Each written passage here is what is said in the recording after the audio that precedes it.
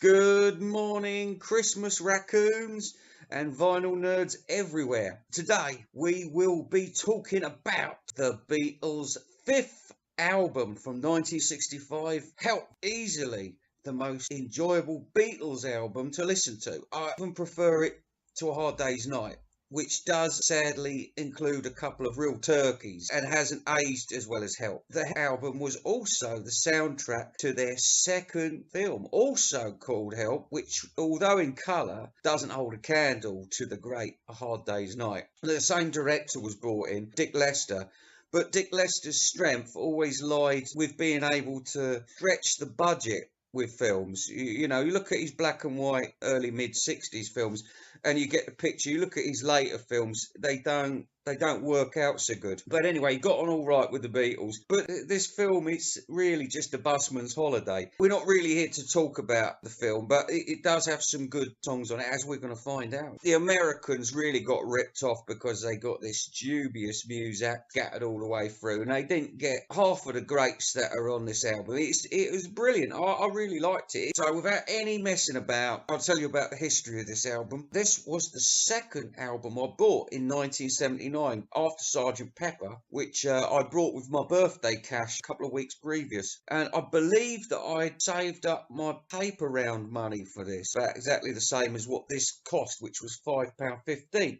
Now, I bought this album from this place called Bernie's, which was run by a bloke commonly known as Gay Dave in Grove Road. He always had about 10 teenage boys working in his shop, and you know, they weren't the sort of boys that you were sort of wanting to communicate with. There was something a bit strange about them. I mean, they was probably all rent boys. I think he wanted me as a rent boy as well, because he said, "Did you like that album that you bought here last week?" And I says, "Yeah." He says, "You like the Beatles?" I says, "Cool, yeah, not half." And he says, "I've got a right load of Beatles albums in the cellar if you want to go down and have a look at them." Anyway, I never took him up on the deal because, you know, I mean, the rumours, and I was about 12 at the time, you know, and although I knew people were gay and people were straight, I hadn't even started masturbating at this point, so I was cool. You had to be careful.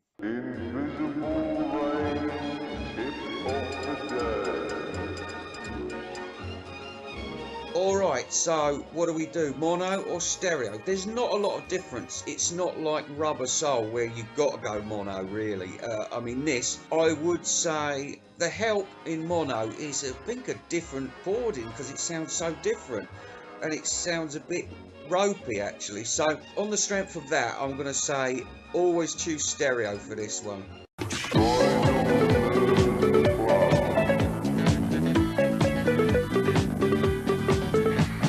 Today's vinyl nerd is not a vinyl nerd, it is in fact vinyl nerds. These people could be classed as the vinyl community's Fab Four, or 3 men and a woman and a drum machine. Remember that? Kind of getting pushed around. Anyway, they're called Talk More Talk, and they feature the great Tom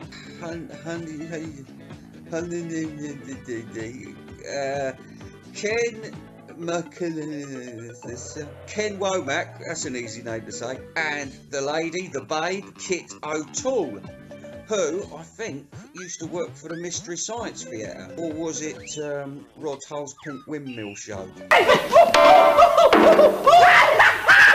I was advised to check this channel by one of my viewers, and if you're watching it, it may seem laughable at first, looking at these 4 guys, but I'm telling you what, they are showing us the future of vinyl reviewing. 4 heads better than 1, 4 times the fun, 4 times the knowledge coming our way, all in split screen doing a podcast.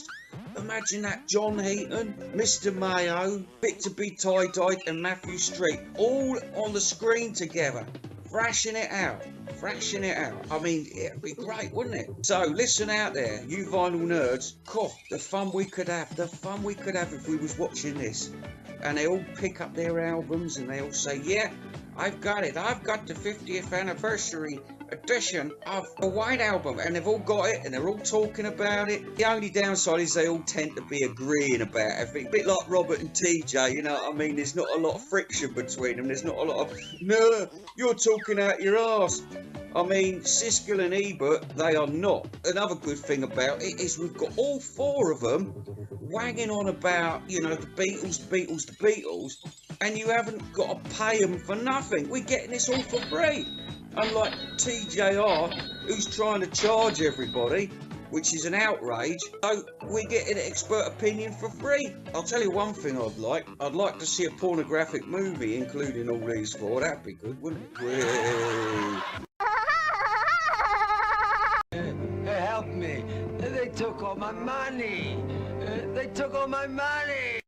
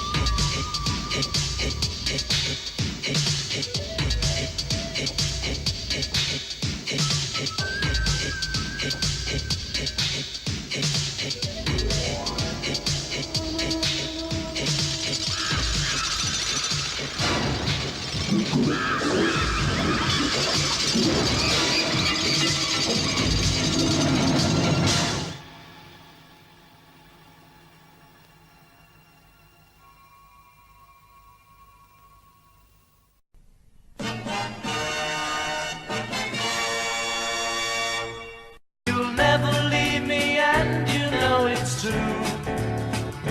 'Cause you like me too much, and I like you.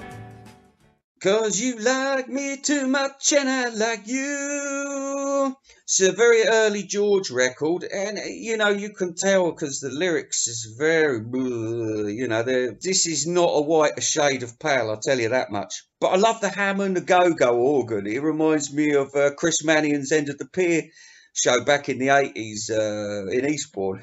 Great stuff. Yeah, just altogether pointless. Tell me what you see.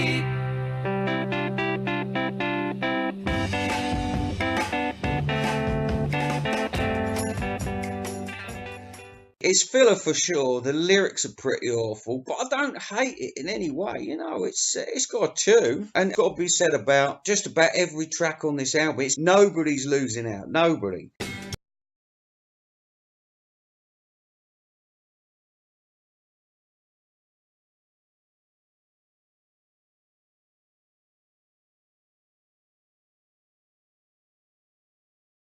Actually seems to be very much hated these days. I mean, remember on Shea Stadium? So they just got the actual record and they speeded it up. They speed up Ringo. They're gonna make a big star out of me. I think Ringo got lumbered with this. It's a truly annoying song, and singing it to death all the time now. And you know, Ringo's all-star band usually has it on the set list. What can I say? Garbage day. Huh? No. Oh yes, you told me you don't want my loving anymore. That's when it hurt me. You don't realize how much I will. I Need You. It's a slight improvement over the other George song on the album. Features in the movie, and it was filmed on Salisbury Plain, home of the British Army and Stonehenge. It's a pity that his songs continue to deteriorate after this slightly depressing but tuneful song, although the tone pedal really gets on my tits. So with that, I'll say, wow, fuck you. I'm your huckleberry.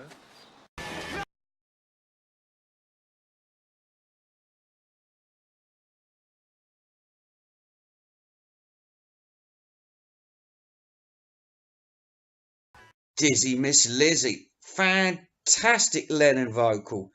Screams his Scouse heart out with this excellent cover song, which was played at Shea Stadium later that year. I was watching a review which said this was a bad song to finish on, and it should have been Yesterday instead. I can't remember exactly which vinyl nerd said that, but that's totally dumb, because imagine how pissed off you would feel if the album finished on that negative note.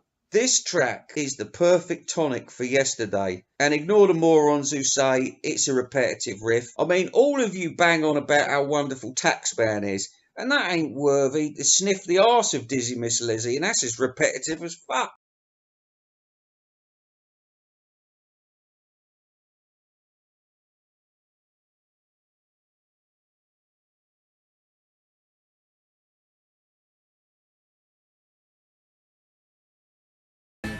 It's a bouncy tune and it fits a treat on this album.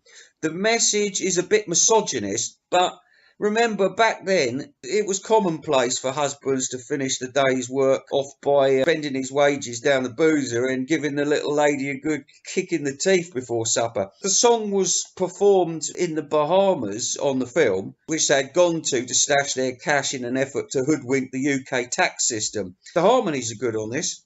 But it's so hard loving you.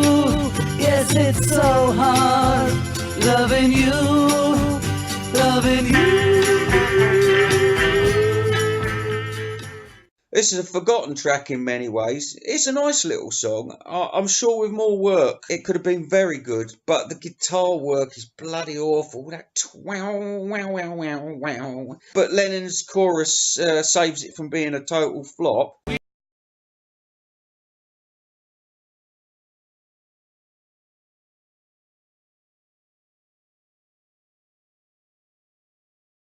The Night Before, an enthusiastic track, great harmonies again. Had a lot of love for this back in the day.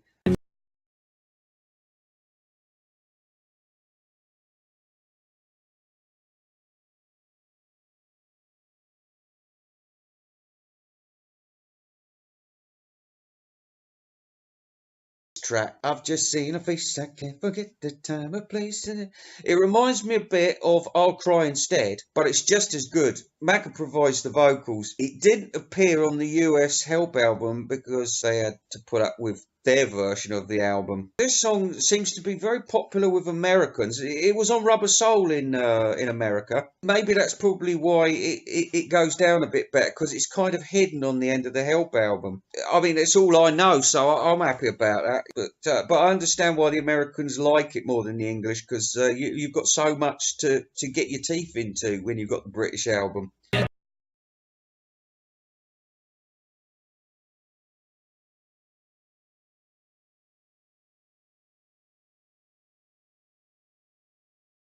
Now we're getting into really great territory. Fantastic song. Love the Lennon vocal. Love the middle eight. Love the harmonies. I must play it more often. It is a forgotten classic. It really is. It's great. It's brilliant.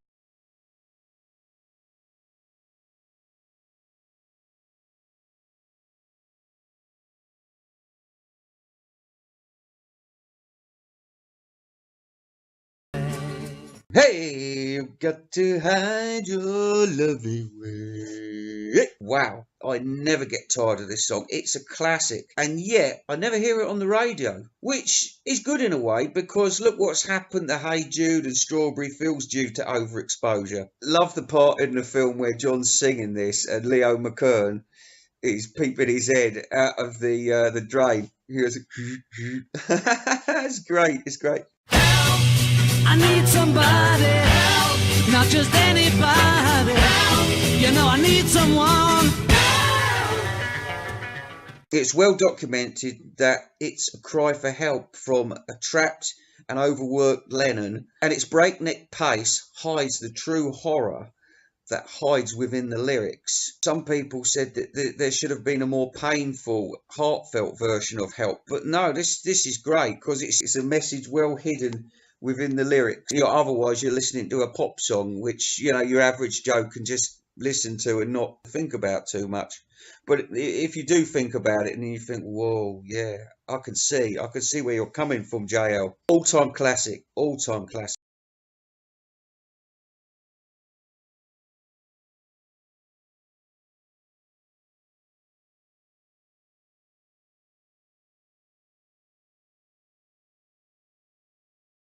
Ticket to Ride is an iconic song. It is brilliant. This was the first single from the album. It's one of my favourite Beatle tracks. Number one, both sides of the pond, but it can't take gold away from the monster at number one.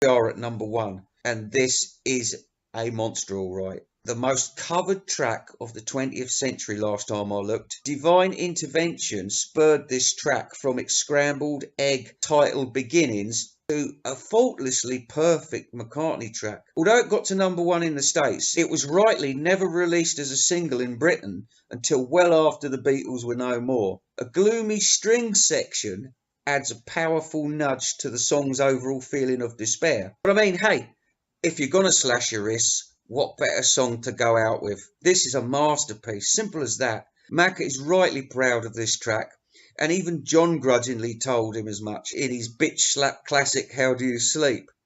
To summarise, the album, it means a lot to me on many levels. It never gets on anyone's list of the big players, but it shits on Revolver. So, stay tuned, and we'll see you soon. Goodbye from Invisible Ray. Building a wall to surround you, gathering all your treasures around you, living a life apart. Not having anyone near you, building a wall and making them fear you, saying you have no heart.